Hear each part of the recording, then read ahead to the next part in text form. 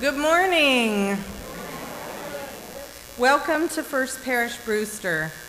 We are a Unitarian Universalist welcoming congregation of people of diverse philosophies and beliefs, people of various cultures and races, sexual orientations, gender identities, abilities, and socioeconomic backgrounds. Whoever you are, wherever you are on your path, may this be a place of rest and restoration on your journey. I'm Reverend Jessica, the minister of this congregation. Happy to welcome you to worship this morning. And also leading the service with me is Twinks Hastings, our Director of Lifespan Religious Education, and an all-star cast of our worship associates, Wilderness Sarechild, John Kelb, Joanne Powers, and Pat Stover. And we want to give a warm welcome to our guest musicians, Pam McLean, Marie Hartley, Laura Gill, and Kaylee Cullen. Our services are recorded and available on our YouTube channel midweek. We do ask that all over the age of 4 mask while in our buildings in large group gatherings. Please, at this time, silence your cell phones. We do still have people entering, so ushers, there are seats upstairs if people want to go upstairs, or if you can just scoot in on your aisles if you're on the end to make a little room for people, that would be great. We ask that all wear their name tags or fill out the sticker name tags in an effort to be more welcoming. We also welcome the noises, movements, and mirth that little ones bring to our services. Our services are 60 to 75 minutes long. I'm just going to make a prediction that we're looking at a 75-minute service this morning. If you need to leave before then, you're welcome to use the doors at the rear of the sanctuary. For those of you who may be first-time visitors this morning, welcome. Are there any visitors who would like to introduce themselves? And we will walk around with a mic. Twinks, can you walk around with a mic? We have number 2, Mike. We have a visitor in the back. Oh, no. You know what? It's for people online and for people in the room. Hi, I'm Marla Kerr. I am niece of Aunt Nancy and Aunt Sylvia, and I've just moved to Brewster to stay and live with my mom. So thank you. Lovely. Welcome. So glad you're here. Welcome. Any other visitors?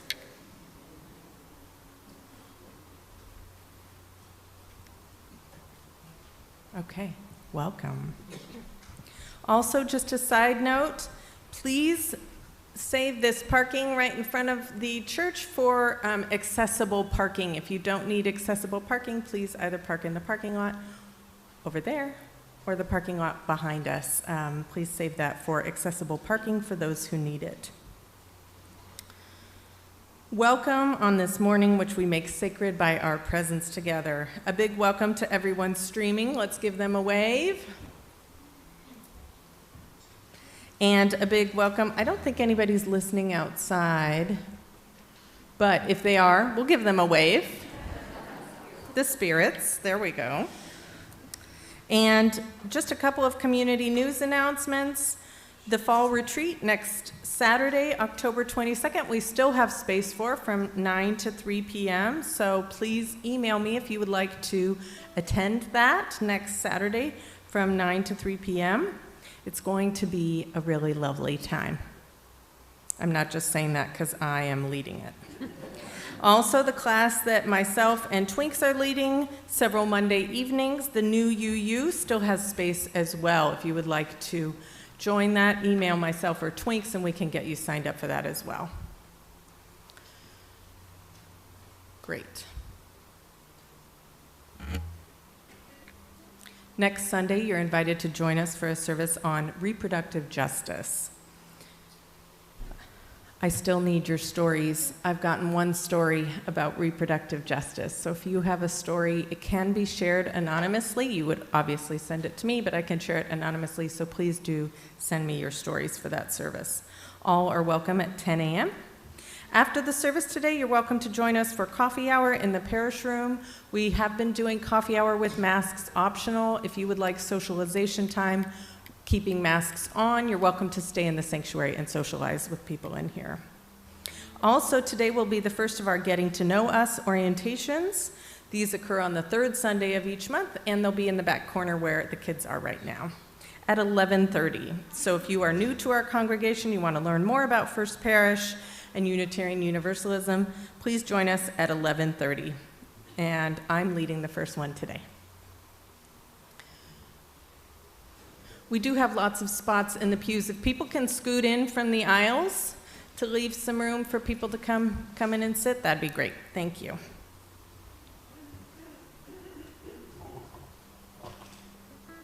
Welcome to our service today. It's so good to be together.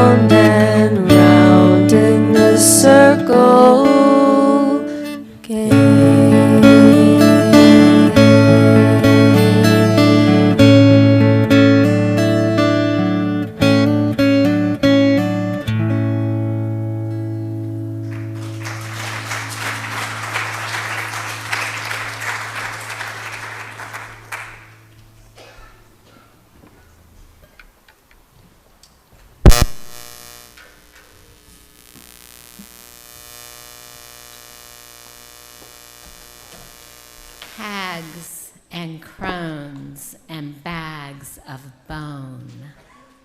The time is short, this life on loan. Oh, to live as long as stones. Oh, for that I do so Jones. Not ready to weep or rot or moan. Just want to do what is my own. Oh, to be a goddess crone. To sing a song that's out of tone. To not care if I'm unknown or even if I'm in the zone. These are the seeds that I have sown, old hag, old crone, old bag of bone. I like growing old, don't have to do what I'm told. I can be crotchety and bold, no need to fit into any mold. Don't buy the bill of goods they sold about being old. Doesn't mean I'm out in the cold. I can still go for the gold. Won't put my life on hold. I have a story that needs to be told about growing old, growing old. I am 74 years old. I am old. We tend to be afraid of the word old. The cultural stereotype declares old to mean sick, feeble, fragile, useless, ugly, invisible. Well, we are closer to death than most people under 60. Some of us are ill or physically challenged. Many of us are retired from an active career and move slower these days, are less involved in the hustle and bustle of life. Some suffer dementia. And some are as busy and active as they were in their younger years. We each grow into old age with our own unique gifts and challenges. Able-bodied people in their 60s, 70s, 80s, 90s often tell me they don't think of themselves as old, and that old is a state of mind. But that is because we have been taught that old is supposed to mean decrepit in our culture. Really, all the word old means is that we have lived for a long time. Hallelujah. When someone comes up to me and says, "You don't look 74, they think they're giving me a compliment. But think about it. What is 74 supposed to look like? I'm here to tell you that 74 looks like each person that is 74. The next time you want to compliment an old person, try saying something like, "You inspire me. I want to be like you when I'm old." Or, "Thank you for being a great role model in this whole business of aging." Old is a beautiful word. It tells the world we have stories to share, sorrows to grieve, wrinkles from laughter and worry. Hopefully, the years have taught us to have less ego and more patience, less need to prove ourselves, and more need to be ourselves. We know the world can move on without us, but we also know that our presence has changed the world, and we have been changed by the world. We light the chalice today to honor the old ones in our beloved community. We are the ones who have known long life and are getting closer to understanding death. We are visible and we are beautiful. We have stories that need to be told about growing old.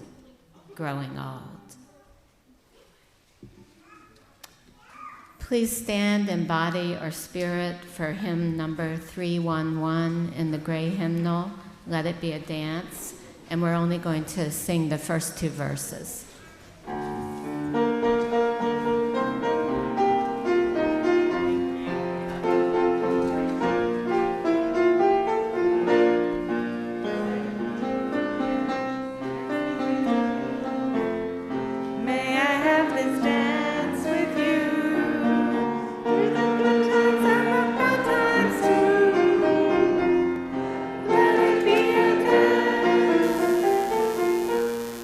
Let it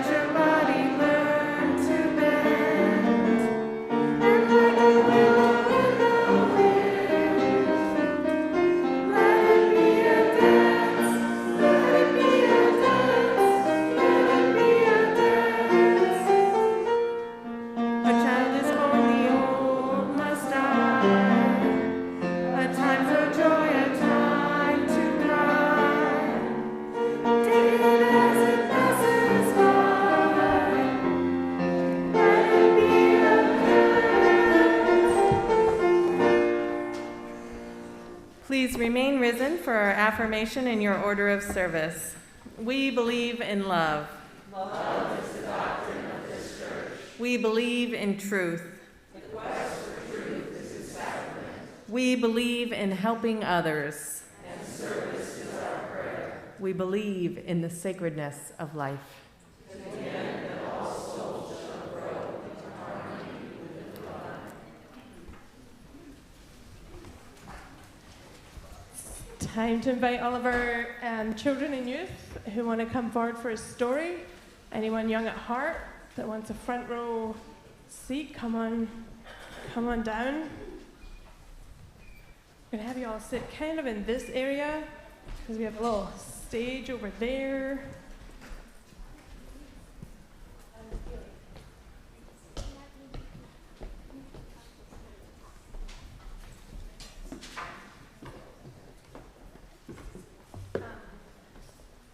Y'all might want to come over this way.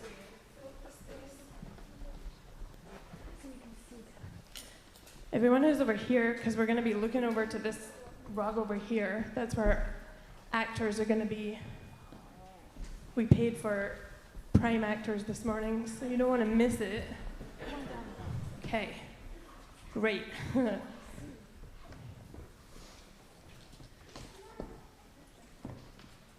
Okay. So, Ashley was so excited they could barely sit still for circle time because today Ashley's grandmother was picking them up from daycare. I told you were a kindergartner, you're in daycare. Ashley had never met their grandmother because they lived far, far away. But they were curious. What type of grandmother would they be? Would she be a cookie grandmother, a stick grandmother, or a wrinkly grandmother? Before Ashley knew it, it was pickup time. And like normal, Ellie's grandmother came to the door with her yummy smelling homemade chocolate chip cookies. Ashley secretly hoped that their grandmother would be a cookie grandmother because sometimes Ellie got to cook cookies with her grandmother. And then sure enough, knock, knock, knock, down the hallway came Gavin's grandmother with her really cool rainbow-colored walking stick. And Ashley sort of hoped that her grandmother was a stick grandmother because everyone loved Gavin's grandmother's walking stick. And sometimes she even let the kids play with the colorful ribbons on the end of it. And then came Martin's grandmother, who had the most beautifully wrinkled face that fascinated all of the children. Martin's grandmother was a really amazing storyteller, and she came every Friday to tell the daycare amazing stories of all the adventures she had gone on all over the world, where she had gathered each of her wrinkles. Sometimes Martin got to go on those adventures with her. And Ashley sort of really hoped that her grandmother was a wrinkly grandmother too. Soon, Ashley was the only kid left at daycare, and their stomachs started to feel a little funny. Ashley couldn't decide if they wanted their grandmother to be a cookie grandmother, a stick grandmother, or a wrinkly grandmother more. Cookies are so yummy, and walking sticks are so fun, and wrinkly grandmas have the best adventures. And suddenly, they heard footsteps walking down the hallway. Stick, cookies, wrinkles. Stick, cookies, wrinkles. Ashley just couldn't decide what they were hoping for more. Suddenly, the door flung open, and Ashley turned around excitedly to see what their grandmother was. And Ashley couldn't believe their eyes. Their grandmother was a what? Hi, grandmother. What's that? What kind of grandmother are you? Well, hi, Ashley. I'm so finally happy to meet you. I'm a grandmother grandmother, I think. No, said Ashley. Grandmothers are either cookie, stick, or wrinkly, and you don't have any of those things. What do you mean, Ashley? Well, Ellie's grandmother always makes cookies for her, and sometimes they make them together. And Gavin's grandmother has the coolest walking stick, and he gets to play with it all the time. And Martin's grandmother has the coolest wrinkles that she got trekking through the jungle and rafting on rivers, and sometimes Martin gets to go. So I want to know if you're going to be a cookie, a stick, or a wrinkle grandmother, because all of those things sound amazing, and I want to know which one we're going to do. Well, said Ashley's grandmother, I'm not any of those things. Then you mustn't be a grandmother then. Ashley started to cry. They couldn't really understand. All grandmothers had cookies or sticks or wrinkles. Ashley's grandmother knelt down and gently said to Ashley, you know what? I can't bake. I always burn things. And I can still, for now, walk without any assistance. And I haven't been chased through the jungle by a tiger like Martin's grandmother. But do you want to know a secret? Every single grandmother has a special thing. And you've only ever seen 3 grandmothers' special things because only 3 of your grandmothers are picked up. Only 3 of your friends are picked up by their grandmothers. Why don't I show you my special thing? And so she did. And next week, Ashley couldn't wait to share with her friends that her grandmother was a surfing grandmother.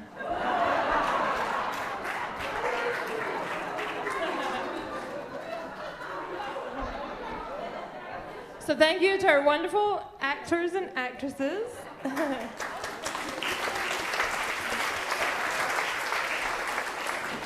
And before we head out, I have a question for all of you and all of you. Do any of your grandmothers or grandfathers have a special thing that you do with them? My grandfather was a plumber, so we used to go and fix people's plumbing together. And sometimes we'd look for the Loch Ness Monster, but it wasn't really at Loch Ness, it was just in the local reservoir. Still have issues. I go to the zoo. You go to the zoo with your grandmother? That's awesome. I go to yard sales. You go to yard sales with your grandmother? Perfect. I watch TV. And you watch TV with your grandmother? Love that. Anyone else out here have a special thing they did with their grandparents? You went to the theater? Love that. I make music with my grandmother. You do. And we're all lucky to benefit from that special thing. And then we will sing the children out on that note. Thank you all.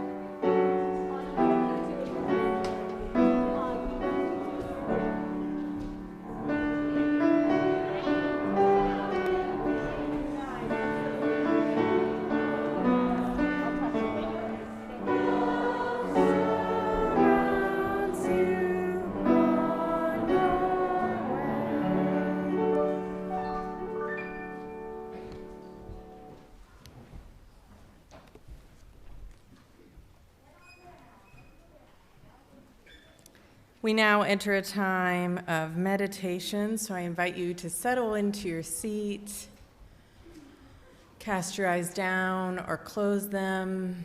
You don't need to look at anything right now. If you have something in your hands, go ahead and set it down.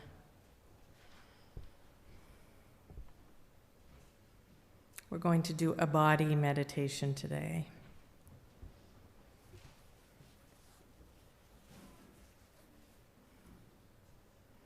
So first, just notice the breath coming in and out of your body.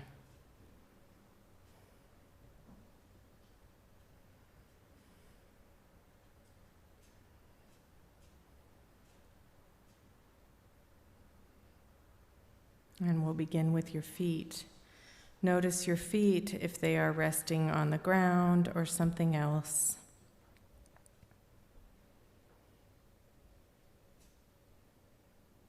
See if you can feel each toe.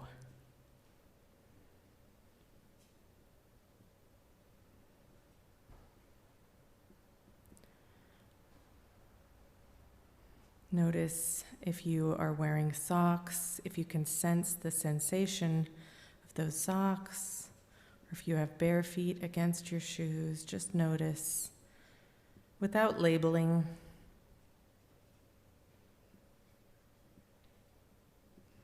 Notice if you have any pain in your feet, and just notice it and let it go. And send some gratitude for these feet, for all the places they have carried you, for all the parts of the earth that they have touched. Breathe into your feet.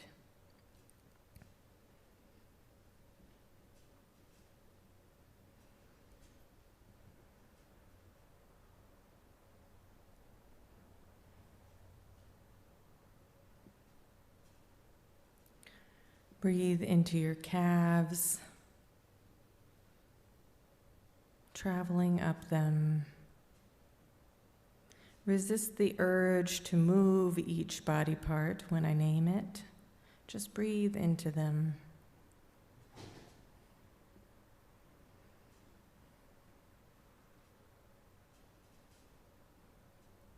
Breathe into your knees. Give thanks for the ways that they enable you to rise and be seated each day. Notice if there's any pain in your knees. Without labeling, just send some gentle love towards it. Travel up to your thighs. Notice if you can feel them touching the seat. Notice if you can feel whatever clothes you're wearing on your thighs touching the skin.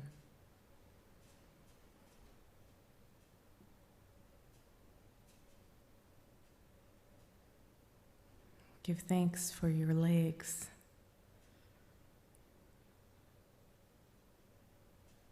For the ways that they allow you to move in the world.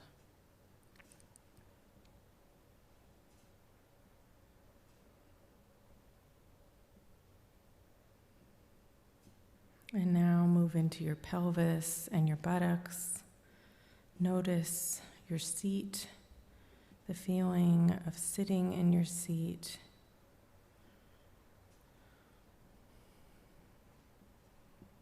Breathe into your pelvic space.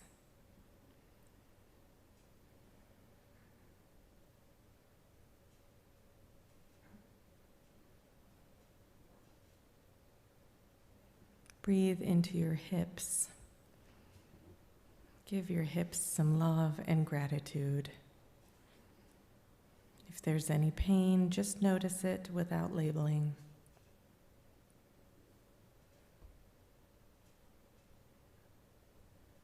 Give thanks to your hips. And as we move up, imagine your stomach, taking deep breaths, breathing into your stomach.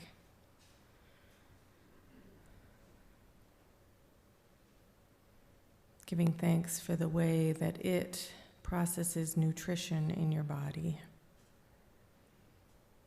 Notice if your stomach is clenched or relaxed. If it's clenched, go ahead and relax it.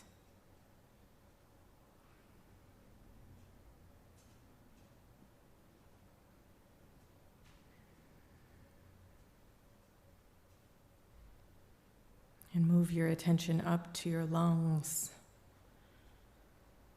Your lungs, which surround your heart, taking a deep breath in. Giving thanks for your lungs and your heart, which keep your body alive.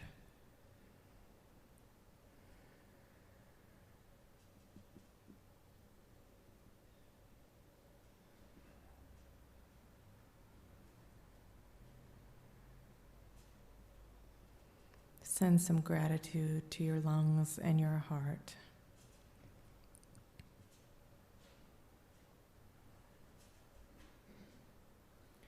And now bring your attention to your hands. Notice your hands.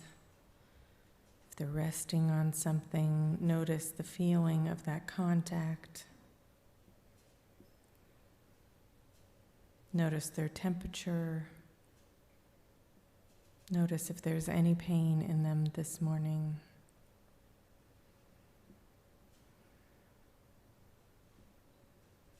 Give thanks for these hands which reach out to hold other hands, which hold the hands of people as they are dying, which reach out to hold babies as they are born. Give thanks for these hands that tend the earth,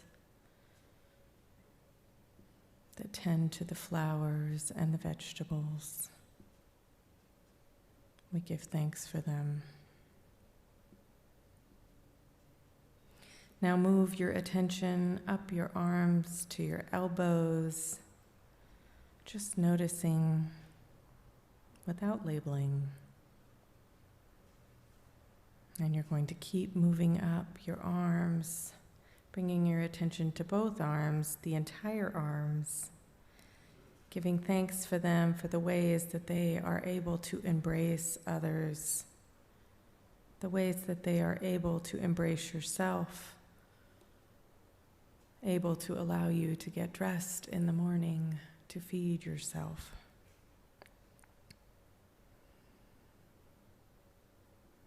Keep moving up, giving thanks for our shoulders and up to our neck, noticing if our throat is tight or relaxed.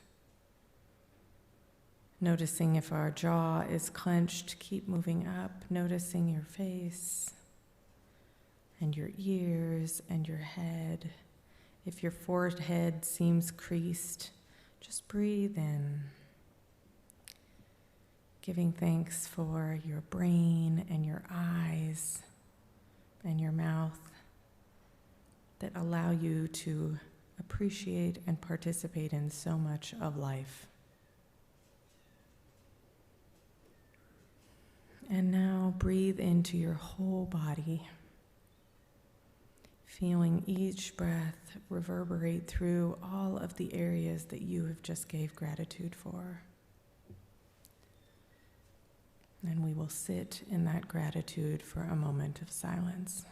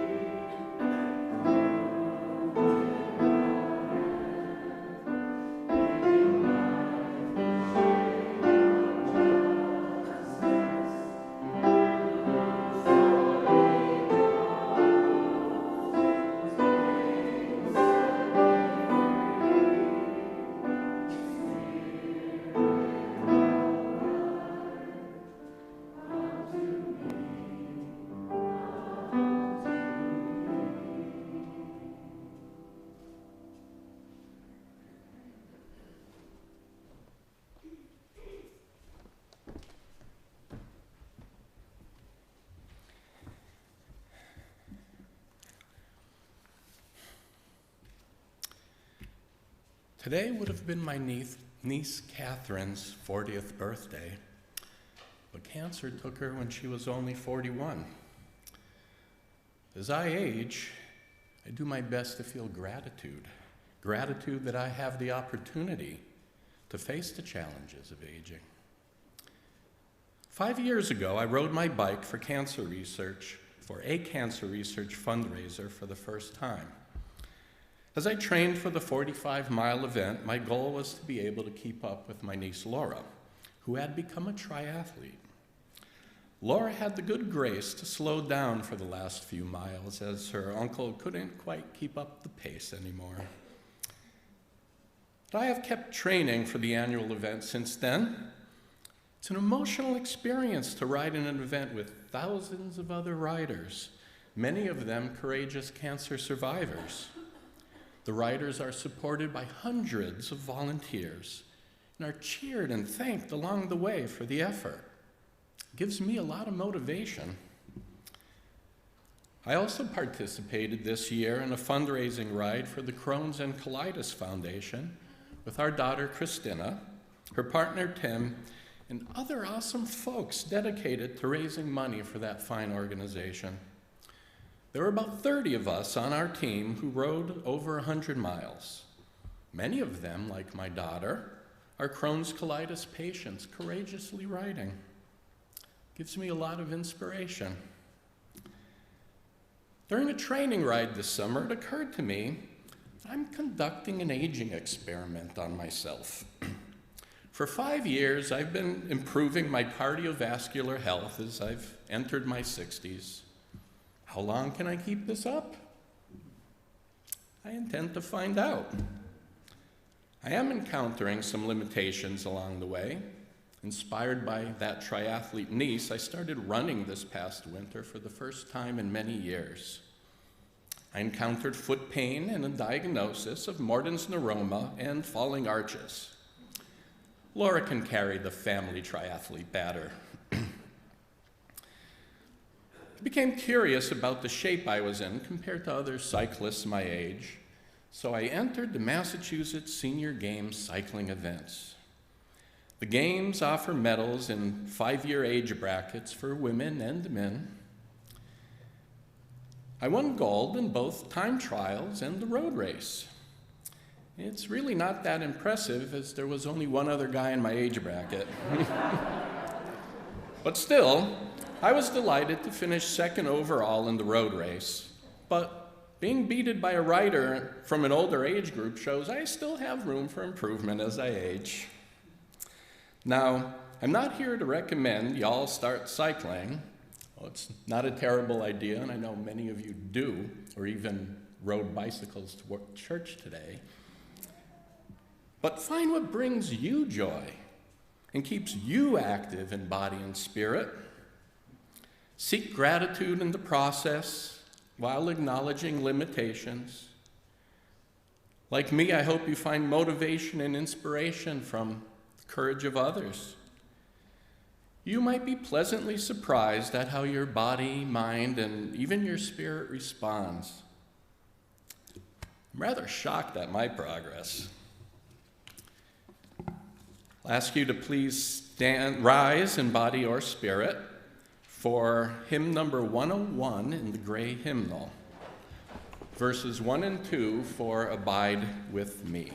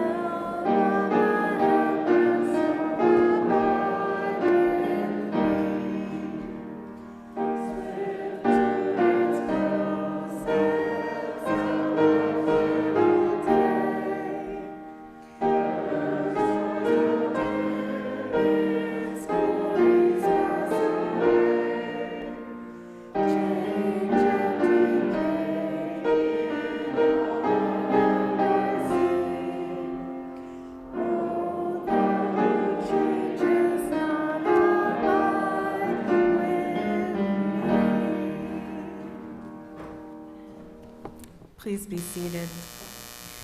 Each Sunday, we take up our offertory, which is our split plate. Half of what's collected goes to the work of this congregation, and the other half goes to an organization nominated by one of you.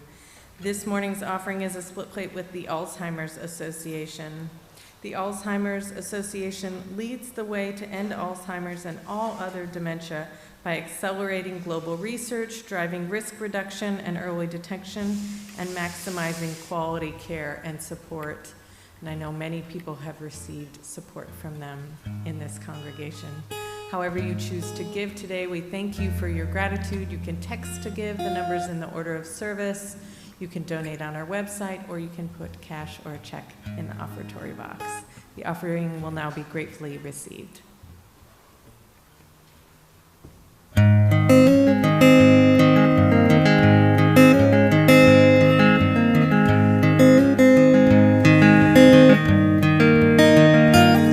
And they seem to know each other very well. They speak across the garden, but not a soul could tell. They can read the summer sky and they can hear the back brook swell. And they seem to know each other very well. And they drive up north on Sunday afternoons. He buys her wooden windmills and whales and quarter moons. She feeds the birds all winter and she knows them by their tunes. And they drive up north on Sunday afternoons. And all summer long they make the garden grow, keep the green so strong.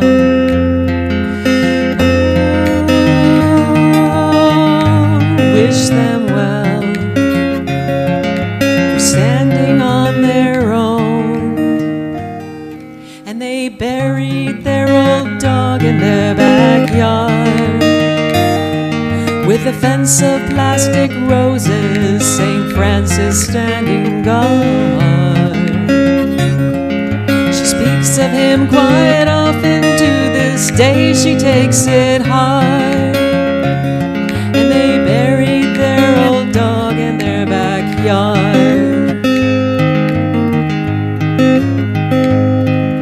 She brings me plants and flowers all the time. We dig the holes together, she has to help with mine. When she pats the soil around them, oh my God, her eyes can shine. She brings me plants and flowers all the time.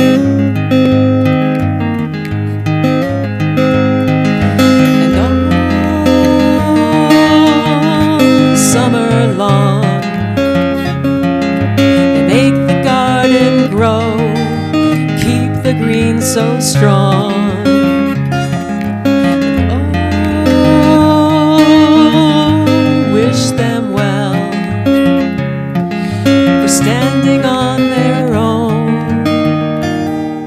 And they speak about their lives as almost gone, waiting for the sunset from an old and distant dawn, selling off the land except the part they're living on. And they speak about their lives as almost gone.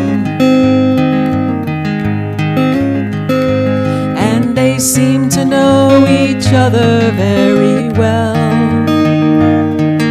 They speak across the garden, but not a soul could tell. They can read a summer sky and they can hear the back brook swell. And they seem to know each other very well.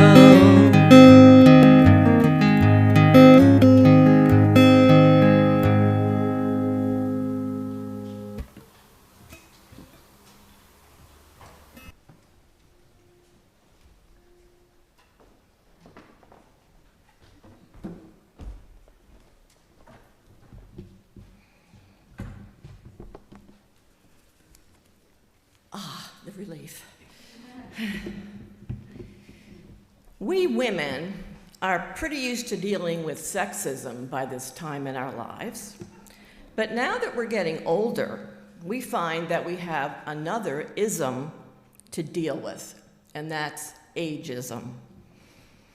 I am currently coordinating a class at the Academy for Lifelong Learning based on a book by psychologist and writer Mary Pfeiffer called Women Rowing North: Navigating Life's Currents and Flourishing as We Age. I'd like to read a bit of what Pfeiffer has to say about ageism. In our society, we see cultural and emotional distancing from the old. Of course, this causes distress to both sexes, but women can be especially disempowered. Old women in America suffer a social disease. For us, ageism may be an even more serious challenge than aging itself. Our sexuality is mocked, our bodies are derided, and our voices are silenced. We can feel as useless as poinsettias a week after Christmas. In a society that values the young, the fit, and the beautiful, we all eventually wind up lacking. To make it even worse, older women, including witches and mothers-in-law, are often portrayed as evil villains intent on doing harm. I'm thinking of that movie that came out a couple years ago called Monster-in-Law. And who was starring in it but Jane Fonda, of all people? I refuse to go see it. And although some women have reappropriated the word crone and utilized it for empowerment, the population at large does not value crones. Birthday cards for older women, and I will add older men as well, can be demeaning. Their jokes are about being senile, drinking too much, or being either sexually over the hill or sexually insatiable. And think about the phrase dirty old man. While jokes about different races are considered impolite and harmful, jokes about old people are not taboo. Pfeiffer goes on to say, when I tell my friends that I am writing a book about older women, they often respond indignantly, I'm not old. Old is a negative word in our culture. What women mean when they say, I am not old, is, I won't accept the ideas that the culture has about me. And that is the key sentence for me and the way forward as far as I'm concerned. We don't have to accept the ageism endemic in our culture. And that includes, just as with racism, the understanding that we carry ageism within ourselves and we direct it at our own aging selves. For example, I am well aware of the losses in physical attractiveness that aging can bring. I no longer hold a mirror up at the back of my head to check that my hair is okay because I don't want to know what's happening back there. And I mourn the loss of being able to wear eye makeup because my eyes have gotten so dry and inflamed that I can't wear it anymore. It hurts my vanity. But what I can do is I can intentionally redirect my attention and focus on the things that I've gained as I'm aging, instead of the losses. And the things I'm gaining are the really important things, like more acceptance of and compassion for myself and others. These are huge gains. I am realizing that being a member of a UU community has given me so much support on this path. We have a history of doing all we can to combat isms in our culture. Most recently, many of us were involved in the Beloved Conversations program, which was really about consciousness raising and promoting self-awareness about racism, including the racism within ourselves. We can do the same with ageism. When Pfeiffer was writing about the word crone and some women who were reappropriating the word, I immediately thought of a lovely example of that, which happened on Star Island, which some of you know about. It's a UU conference center on the Isles of Shoals off the coast of Portsmouth, New Hampshire. I used to go to the annual arts conference there, and there was a ritual where any woman who felt that she was ready to be honored as a crone was invited to the croning ritual, where, among other things, she was given a wreath of flowers and ferns to wear throughout the whole day. This was an absolutely wonderful ritual. We UUs have never been afraid of challenging the system and fighting the good fight. So here's another one to turn our attention to. I have always felt fortunate to be a member of a UU community, but especially so now as I grow older.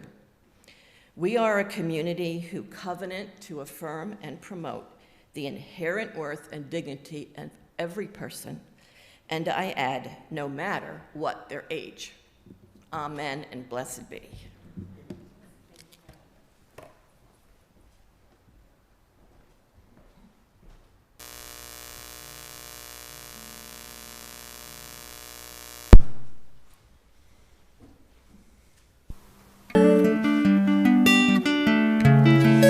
I've been afraid of changing, 'cause I build my life around you. But time makes you bolder, even children get older, and I'm getting older too.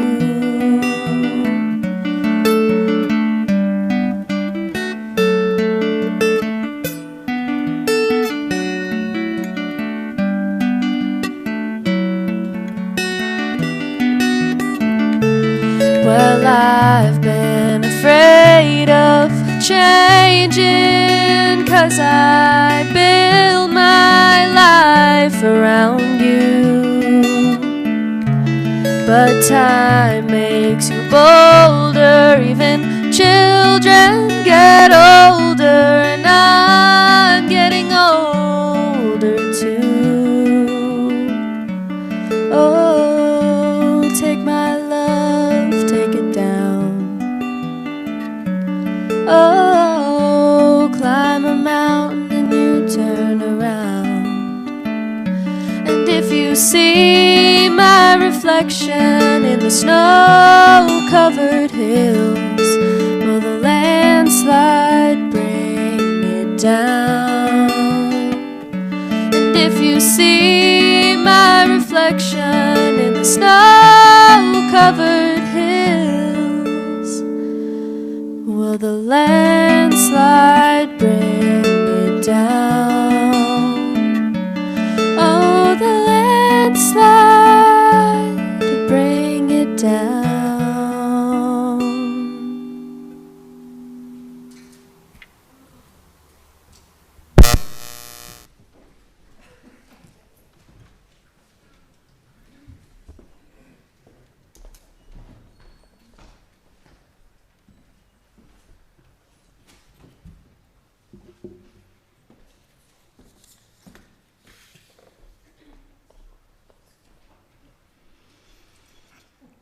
When I think about being an old woman, sadly, the first word I think about is being invisible. Being invisible reminds me about being lonely. I don't want to think that way. I don't plan on being a lonely, invisible old woman. In ancient cultures, the elderly were valued for how they contributed to society. The elders would cook and take care of the kids. I'm sure I'd be sacrificed to the gods back in those days, since I don't like to cook or take care of the kids. I would have been the person in the tribe who would have been chanting and dancing around the fire, acting out the feelings of the tribe, kind of like a modern-day therapist. But how will I be of value now as I age in this society? I can't go backwards. I don't want to go back to my 20s. My 20-something son, Eli, wrote about what it feels like to be 20. Here's an excerpt. There's a great revolution growing silently inside of me, Mom. I can feel it rattling around in my chest like a screeching subway car, casting light into the hidden horizons in my head. I try to keep it quiet, but it just rumbles louder, getting stronger, soon to seize the reins for good and send me careening over the cliff, crashing down into smithereens. When my friend Pat read this, he said his own 20s felt like chewing on broken glass. So much angst and identity crises. There's no going back. I'm moving forward too. I've worked too hard to build my confidence and to have a strong sense of who I am. As my friend Jane said, we postmenopausal women can finally do what we want. We're the wild ones and we can finally make up our own rules. She's right. If I don't behave, what are they going to do, fire me? I don't even have a job. At 69, I finally gotten to a place where loving is more important than putting up my guard. I'm less selfish, a little less defensive. And after competing with Barry for 35 years, it's now more important to me that he be the winner. Sure, yeah. I thought that sounded good, but quiet. When my friends and family need me, I now have time. I finally learned healthy boundaries. I don't take responsibility for anybody else's feelings anymore. I simply listen to their feelings. And as I age, I plan on being active and brave and adventurous. I want to be in community like this and bring my gifts. I plan on spending my time dancing around that roaring fire with all of you. Anyone want to dance?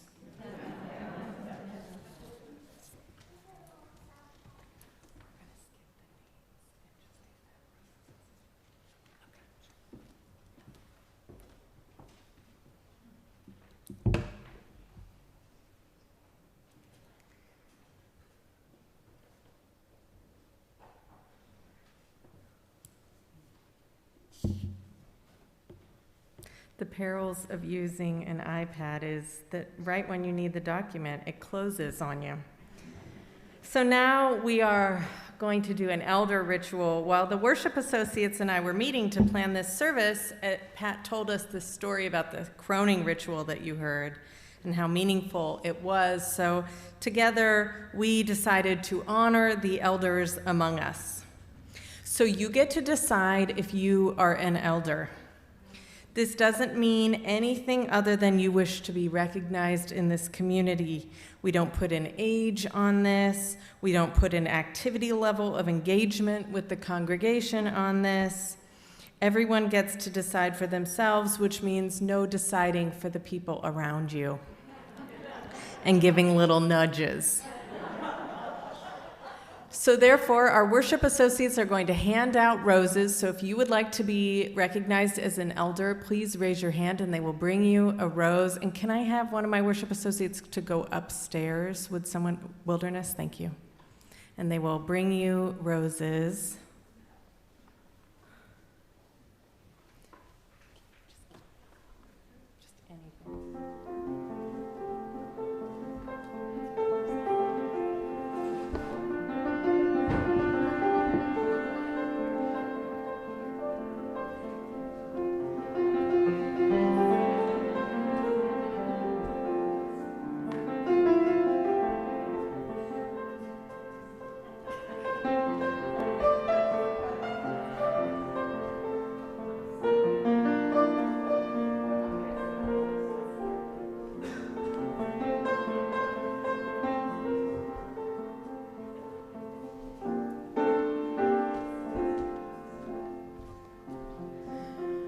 We got 60, so some couples may need to share, because I can already see more hands than we have roses.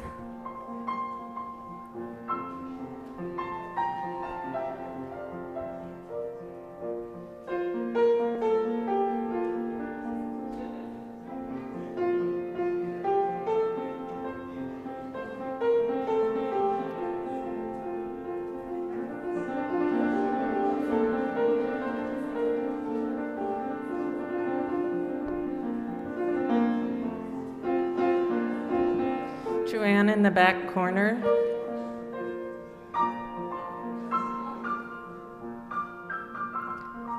Wilderness in the back corner. We have a couple more roses, so go ahead and raise your hand.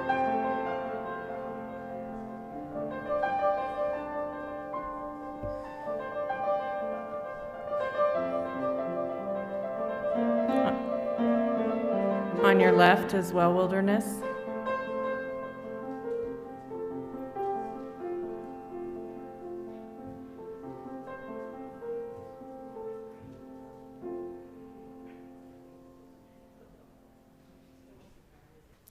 We long debated about how many roses to get. Apparently, we didn't get enough. Apologies. Wilderness, if you want, we have 3 more.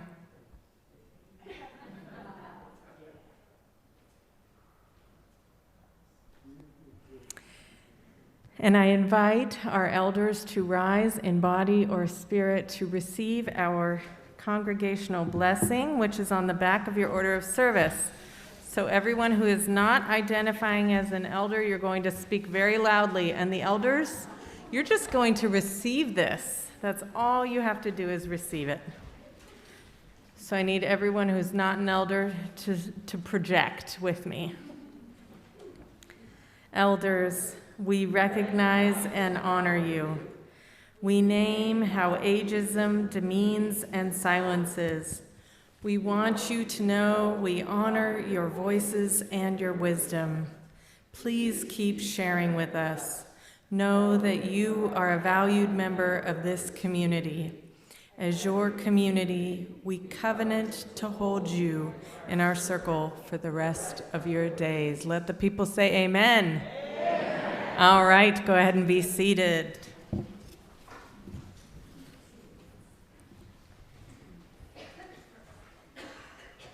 Okay, my homily is going to be slightly quick. Stay with me. You with me? We all right? Okay. You just got a little bit of, movement in you.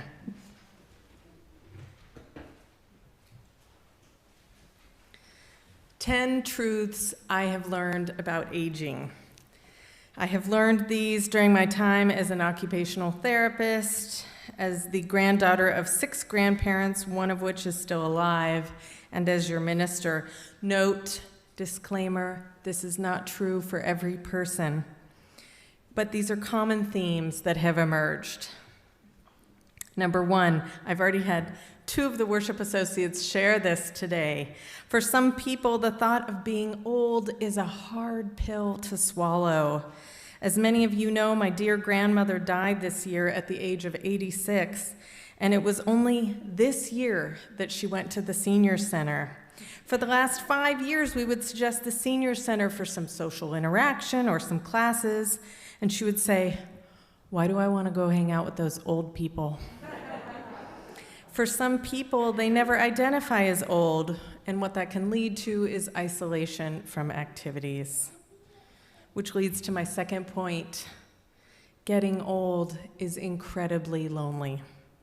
The isolation is real, whether you are partnered or not, but it's especially hard for either those who are single, those who don't have children or grandchildren, those who might be estranged from their children or grandchildren, and those whose partner may have something like dementia or Alzheimer's, who carry the task of caring for this person. When your partner does have dementia or cognitive decline, the ways that they supported you in life, they're not able to anymore. And so your roles shift, and that can be incredibly lonely. Number 3, that as you age, you are at an increased risk of depression. Depression is more common in people who are losing their independence. According to the CDC, they say the good news is that the majority of older adults are not depressed, and that some estimates of major depression in older people living in community range from less than 1% to about 5%, but rise to 13.5% for those who require home health care. Therefore, if there's a decrease in one's independence, you are at a greater risk of depression. This is real and something that families don't often talk about, but should be named. And what you're doing right now, in this very moment, attending this service, streaming this service, this is building community, these networks around you, so that if you do lose your independence, there are groups like the Caring Committee that can help you with rides, that can help bring soup, that can help visit you if you are homebound, to help feel a little bit less alone. And as we cultivate these relationships, we can share the truths of depression and how it shows up. The fourth truth about aging is that grief is real. The grief of losing everyone around you, feeling like you may be the last person living of your siblings, of your family. This is real. And it's a hard truth for others to even understand until they get there. But that sense of loss and ongoing loss is true, and there's also a sense of loss in joyful events. In a grandchild being born, for a grandparent who feels like they're nearing the end of their life, there is a sense of joy at this new birth, but also a sense of loss that they may not be around for a lot of this child's life. When I talked to my grandmother after Penelope's death and we were crying together, she told me her plans for this year. She said she had the whole year planned out. I was going to go stay with her during my parental leave, and then we were going to rent a house on the Cape this summer for a week, and then she'd even planned out Penelope's first birthday. She told me she didn't plan beyond that because she said, "I'm old."